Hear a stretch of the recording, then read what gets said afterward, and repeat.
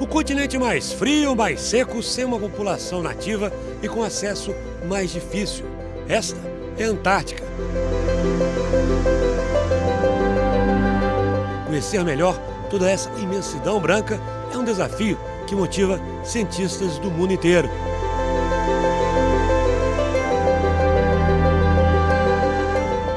A equipe do Caminhos da Reportagem esteve 2 vezes aqui no continente gelado e agora convida você para embarcar nesta viagem.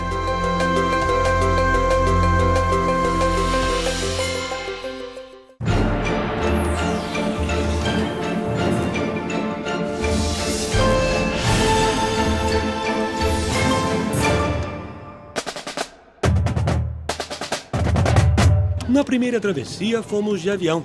Convite da Marinha, embarcamos no Hércules C-130, uma aeronave da Força Aérea Brasileira. Nosso voo é em direção a Pelotas, no Rio Grande do Sul, um trajeto que dura 3 horas.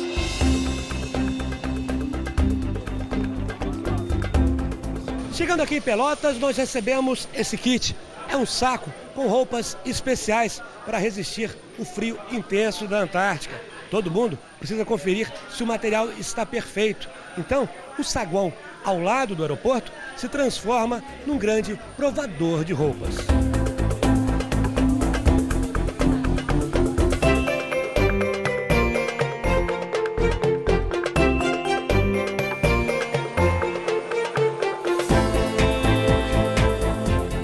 Missão cumprida. Já experimentei minha roupa, casaco, macacão, bota, está tudo pronto. Agora é seguir em frente rumo à Missão Antártica. Aqui embarcamos para Punta Arenas, no Chile, nossa última parada antes de irmos em direção ao sul do planeta. A previsão é de 6 horas de voo.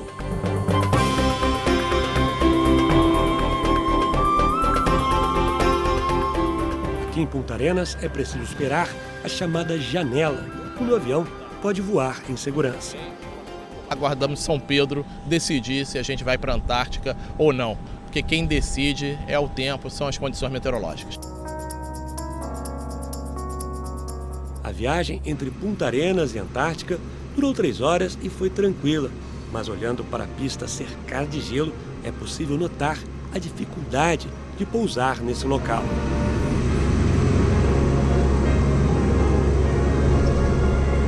Depois de uma longa viagem, finalmente chegou a hora de pisar na Antártica. É preciso caminhar com cuidado, afinal, a pista onde o Hércules pousou está coberta de gelo e é bastante escorregadia. Rapidamente, mergulhamos num imenso mundo branco. São geleiras que impressionam quem chega pela primeira vez na Antártica.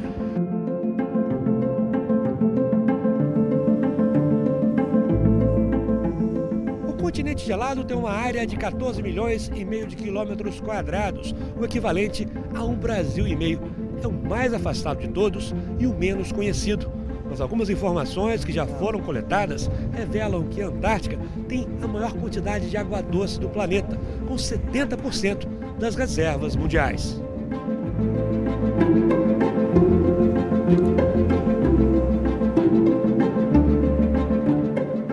Em 1959, 12 países assinaram um tratado para definir as regras de ocupação da Antártica. Desde então, a região é considerada um território neutro.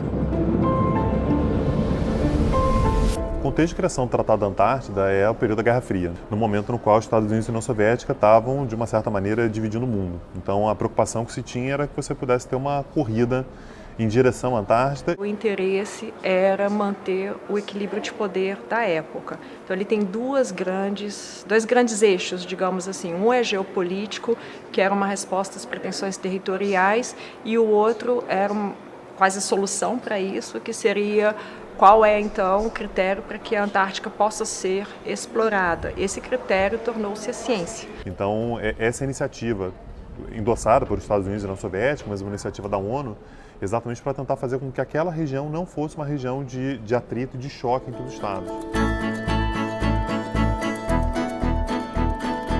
Atualmente, apenas 29 países possuem bases na região, entre eles o Brasil, que desde 1975 faz parte do Tratado Antártico.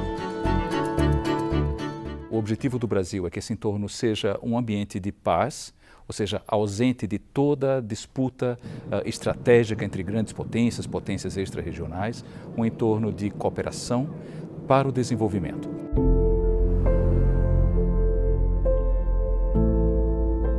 O Brasil faz parte de um seleto grupo que possui estações científicas aqui na Antártica. Esta presença é muito importante. Afinal, de acordo com o Tratado Antártico, somente a nação que desenvolver pesquisas aqui poderá definir o futuro do continente gelado. Está estabelecido no tratado que é possível a construção de bases permanentes ou sazonais na Antártica, à condição que os países interessados comprovem pesquisa científica substancial. O fato de o Brasil ter uma base, estar presente fisicamente na Antártida, lhe dá o direito de ter justamente esse status de parte consultiva e de se sentar junto com os outros países que têm esse mesmo status para decidir o futuro desse continente, o futuro do continente antártico.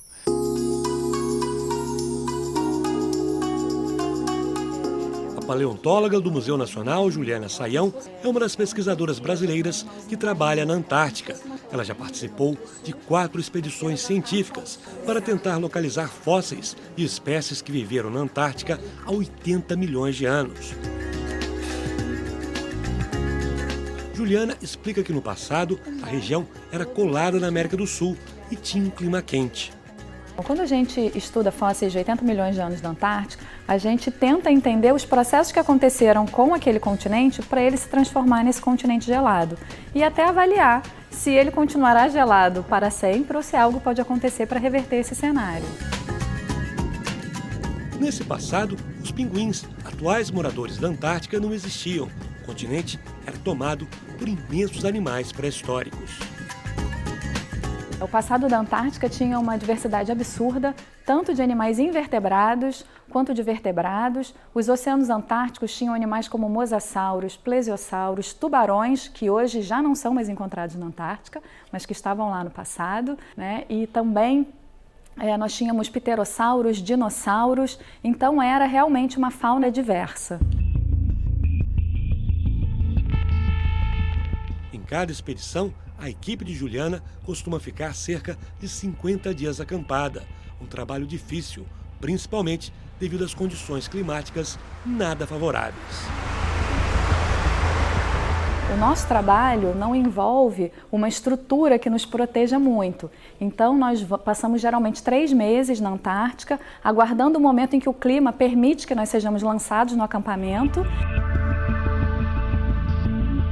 O sacrifício de trabalhar em temperaturas negativas é compensado pelas descobertas.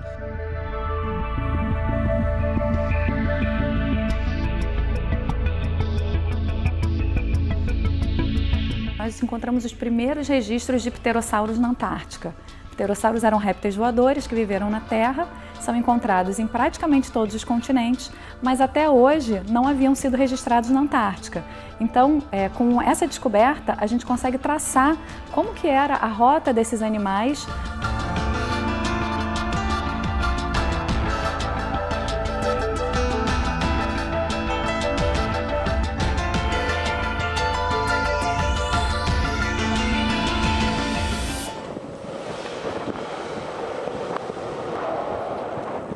As pesquisas brasileiras aqui na Antártica também são realizadas longe do oceano, num lugar ainda mais frio e mais isolado, onde fica a estação Criosfera. Lá, a temperatura já chegou a 80 graus abaixo de zero. Heitor foi um dos cientistas brasileiros pioneiros na Antártica. Ele foi pela primeira vez ao continente gelado em 1986 e desde então já acumula 25 missões. O Laboratório Criosfera 1 é um laboratório que é o resultado de 30 anos de pesquisas na Antártica. Esse laboratório hoje ele é equipado para medir gases do efeito estufa, aerossóis atmosféricos, variação do manto de gelo e raios cósmicos. Então, é um laboratório que sozinho consegue desenvolver várias áreas do conhecimento científico, enviando todos os dados em tempo real por satélite. O pesquisador estuda os efeitos das mudanças climáticas. Em fevereiro foram registradas na região as temperaturas mais altas da história. Os termômetros chegaram a 20 graus. O calor pode derreter as geleiras e alterar o nível do mar em todo o planeta. Hoje é impossível você falar em mudanças do clima sem falar no continente antártico. E por que isso? Porque as alterações que podem ocorrer na Antártica em virtude do derretimento, da perda de massa de gelo, tem uma implicação direta sobre o nível dos oceanos. Então, a gente entender o ritmo em que esse processo ocorre é muito importante para nós. Na segunda viagem à Antártica, a nossa equipe está a bordo do navio Almirante Maximiano.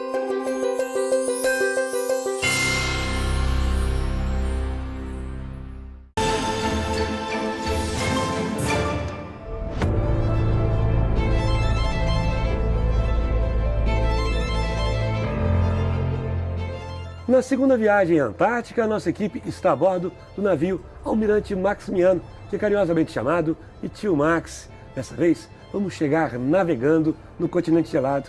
É uma viagem muito mais longa. Nossa equipe embarcou no navio da Marinha Brasileira, também em Punta Arenas, no extremo sul do Chile.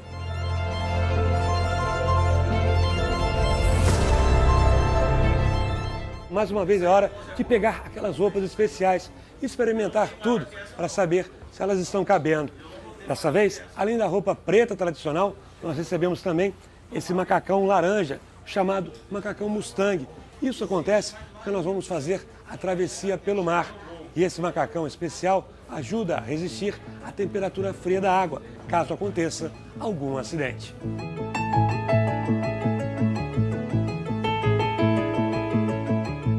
Nos primeiros 2 dias de viagem, o navio seguiu pelo Estreito de Magalhães, passando pelos canais chilenos, uma região cercada por ilhas.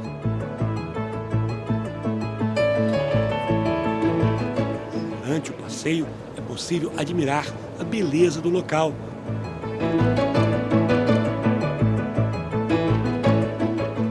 No caminho, nos deparamos com montanhas verdes, ao lado de morros parcialmente cobertos por gelo, e cachoeiras que se formam com a chegada do verão. O mar calmo permitiu andarmos pelo Almirante Maximiano, que apoia o trabalho de pesquisadores brasileiros na Antártica.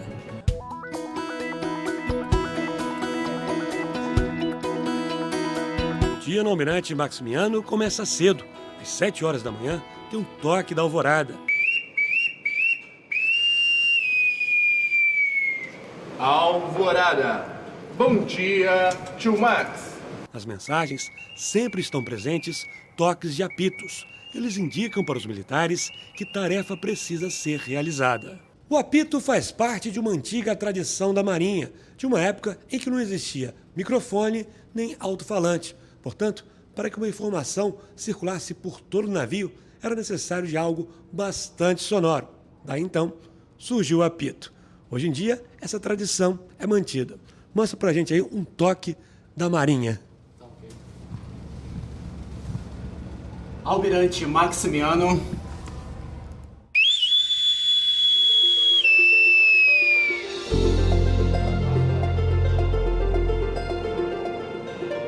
Os militares que estão no navio ficam 6 meses longe de casa. Pessoas como o sargento Carlos Torres, que no ano passado não acompanhou o nascimento da filha porque estava na Antártica. Sabendo que está nascendo, está naquele momento e, poxa, você está longe e receber foto, vídeo.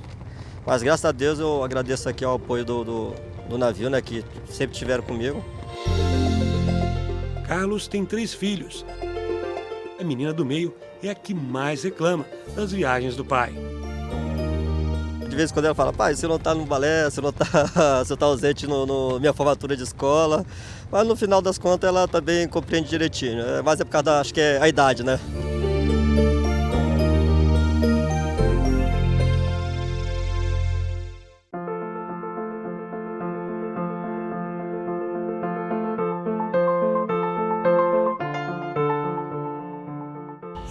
navio polar Almirante Maximiano, pesquisadores brasileiros circulam numa espécie de laboratório flutuante.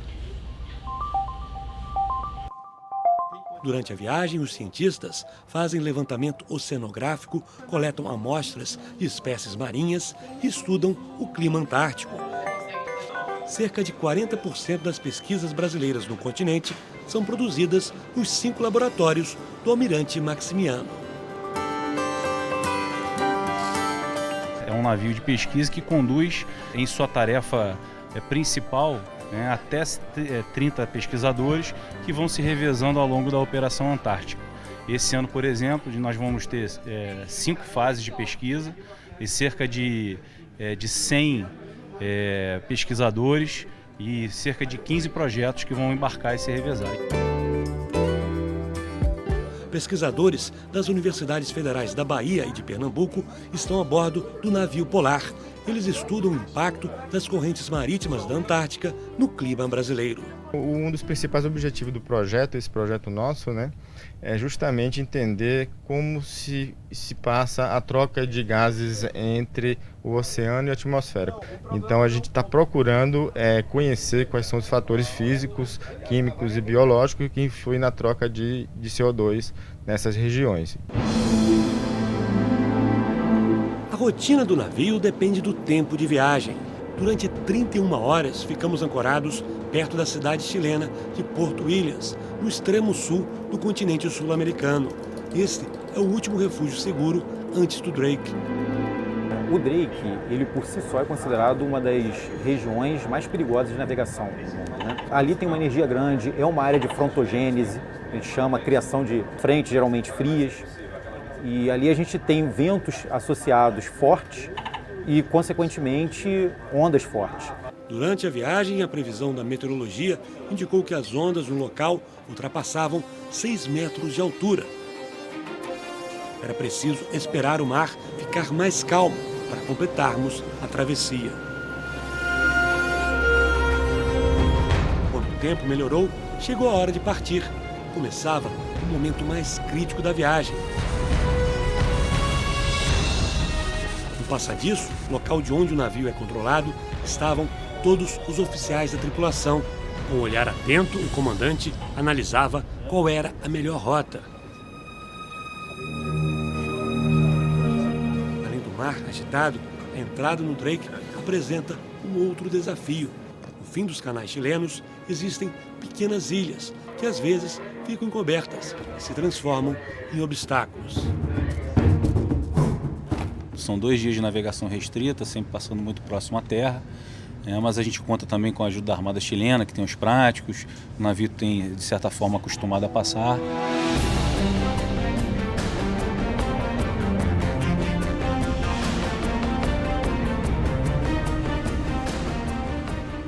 Olhando para esse aparelho, é possível ter uma noção de como variava a inclinação do navio. Quando a embarcação está reta, o marcador fica no 0. Só que nesse momento, ele corria de um lado para o outro.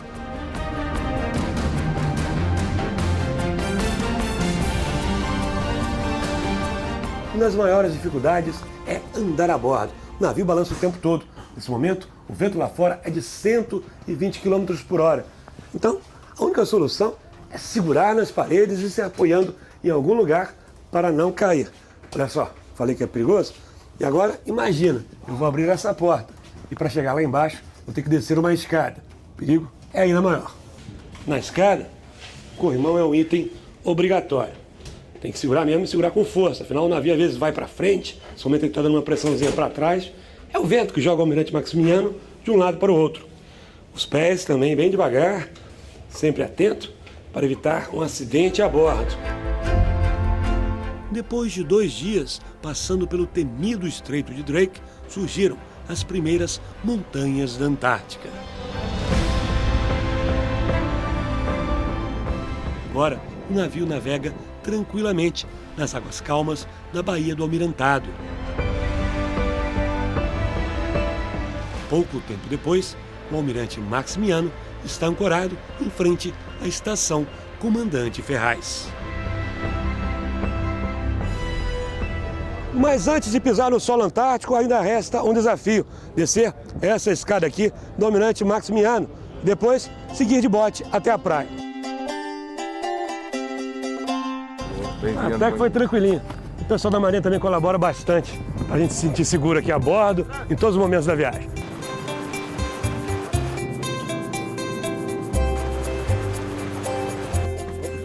Agora sim, ó, pisei em terra.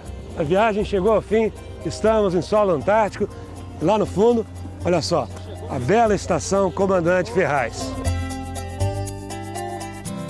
O Centro de Pesquisas Brasileiro fica na ilha de Rei George, a pouco mais de 5.000 quilômetros de Brasília. Ela foi reinaugurada em janeiro. É um trabalho muito bem feito, baseado já na experiência que nós tínhamos de mais de 30 anos na antiga estação. Aí nós tentamos ao máximo não repetir os erros da outra. A antiga estação foi parcialmente destruída em um incêndio em 2012. Em seguida, foram instalados módulos emergenciais e que permitiu que de 2013 até agora a estação não parasse. Ela continuou funcionando, continuou existindo. Ou seja, tínhamos uma instalação modular de um tipo inicialmente, que foi destruído, uma estação temporária, emergencial, que vem funcionando até agora, e agora essa nova construção magnífica, uma coisa fantástica em termos arquitetônicos e que vai propiciar, evidentemente, muito mais conforto, muito mais tecnologia, muito mais facilidade para os antárticos do futuro que forem operar por lá. As novas instalações ocupam uma área de 4.500 metros quadrados e podem abrigar até 64 pessoas.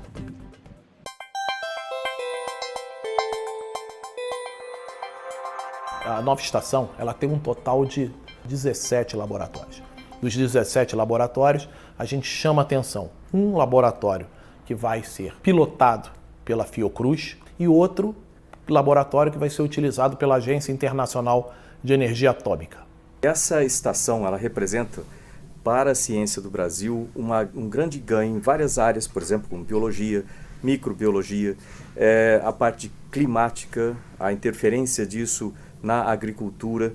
E você vê que isso significa novos fármacos, novos conhecimentos que podem se desenvolver em novas inovações. A possibilidade da estação é que ele trabalhe lá nos laboratórios da estação e mande esses dados diretamente para a sua instituição por meio da nova estrutura de telecomunicações.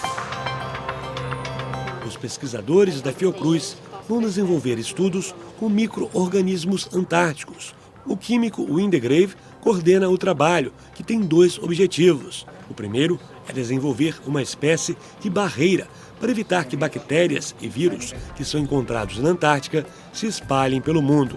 O degelo libera micro-organismos, vírus, bactérias que estão lá congelados há muito tempo. E por outro lado tem uma introdução de micro-organismos pelo turismo, pelas visitas, mas também pelas correntezas marinhas, ou mesmo pelo ar.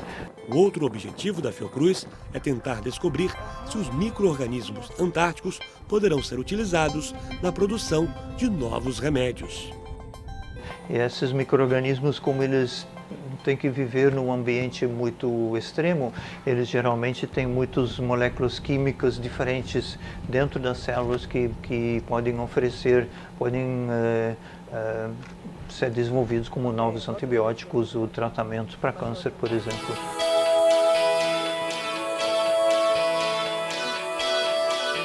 Pesquisas realizadas pelo professor Luiz Rosa da Universidade Federal de Minas Gerais já permitiram a descoberta de uma planta que não congela mesmo debaixo da neve.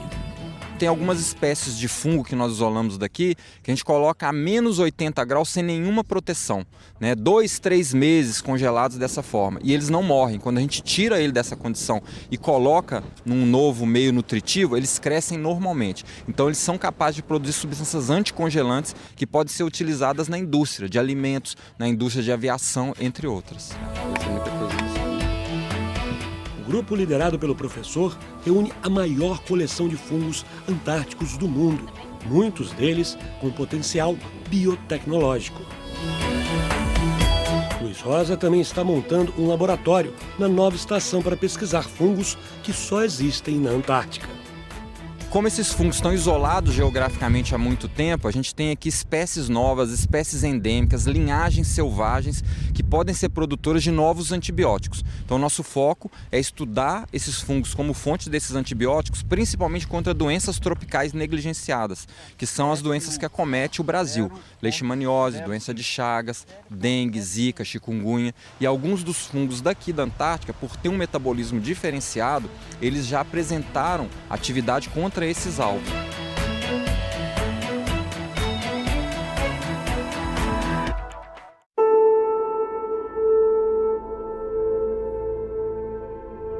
A Antártida representa quase como um planeta dentro de um planeta à parte. Lá a Antártica é um ambiente de colaboração, um ambiente científico, de colaboração, de amizade, de pesquisa, de interação humana.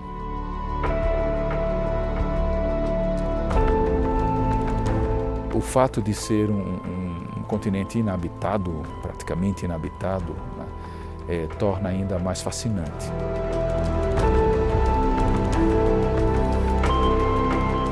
A Antártica, na verdade, é o melhor exemplo de conservação ambiental. O desafio é se no futuro continuará sendo assim, haja vista que há um potencial econômico gigantesco que ainda não foi explorado.